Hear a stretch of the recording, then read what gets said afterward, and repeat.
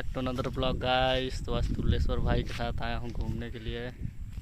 भोपाल से हैं कल और सोचे आज तुल्ले भाई के साथ थोड़ा सा चलते हैं ताज़ा हवा लेने के लिए। तो ग्राउंड पे आए हैं तो अभी इधर का नज़ारा देख सकते हैं कितना अच्छा है।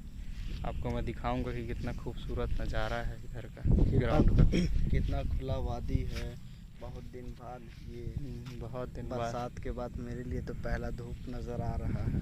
मज़ा आ गया था। इंद्रधनुष भी है सामने तरफ। और हमारे गांव के लोग कितना अच्छा बैल चरा रहे हैं, गैया चरा रहे हैं। ग्रामीण लोग बहुत अच्छे लग रहे हैं, देखने से ऐसा लग रहा है वाह मस्त हरियाली छाया हुआ है। बहुत दिन बाद तुल्ले भाई के साथ नज़ारा है, सुंदरता है।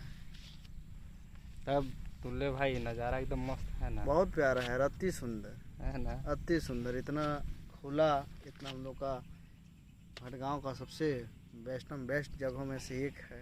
अच्छा लग रहा है यहाँ पे, ताज़ा हो जाते हैं। एकदम ब्रांड है हम लोग का जगह। गाइस तो आपको मैं वीडियो दिखाता हूँ कि कितना अच्छा है आसपास का जगह।